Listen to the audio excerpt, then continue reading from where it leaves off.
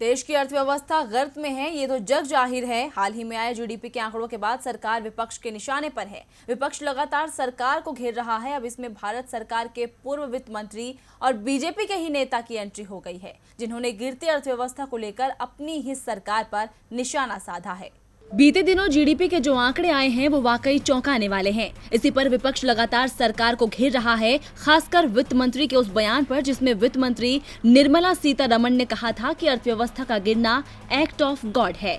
अब तक विपक्ष के निशाने पर थी सरकार, लेकिन अब अपनी ही पार्टी के वरिष्ठ नेता ने सरकार पर निशाना साधा है। जी हां, बीजेपी के वरिष्ठ नेता और पूर्व वित्त मंत्री यशवंत सिन्हा ने जीडीपी पर बड़ा बयान दिया है। यशवंत सिन्हा ने कहा कि जिस तरह से जीडीपी में गिरावट हुई है, इस हिसाब से देश की आर्थिक स्थिति सुधरने में कम से कम 4 साल लगेंगे। साथ ही उन्होंने सरकार पर निशाना साधते हुए कहा कि सरकार देश हित में कोई नीति नहीं बना रही है। यशवंत सिन्हा इतने पर ही नहीं रुके, उन्होंने अपने वित्त मंत्री के कार्यकाल का उल्लेख करते हुए कहा कि हमारे कार्यकाल में बड़ी आर्थिक मंदी आई थी, लेकिन हमने कभी घुटने नहीं टेके। हमने आर्थिक सुधार के लिए नीति बनाई और सुचारू ढंग से आर्थिक स्थिति को मजबूत किया, लेकिन वर्तमान सरकार इस ओर कोई कदम नहीं उठा रही। जीडीपी लगातार 8वीं तिमाही से गिरती जा रही है, मगर सरकार को कोई मतलब नहीं है। यशवंत सिन्हा का कहना है कि जीडीपी की फिलहाल की स्थिति देश को बहुत पीछे ले गई है, जिसे सुधरने में 4 साल से भी ज्यादा का वक्त लग जाएगा। उन्होंने बताया कि बाजार में डिमांड कम है, जिस वजह से उत्पादन रुका हुआ है।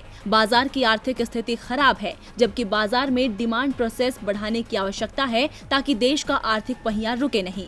लेकिन सरकार इन बातों पर ध्यान देने के बजाय मुद्दे को भटकाकर गुमराह कर रही है। गिरती अर्थव्यवस्था को लेकर सरकार पहले ही विपक्ष के निशाने पर थी, लेकिन अब अपनी पार्टी के नेताओं के निशाने पर आना सरकार के लिए परेशानी का सबब बन सकता है। डीबी लाइव की रिपोर्ट।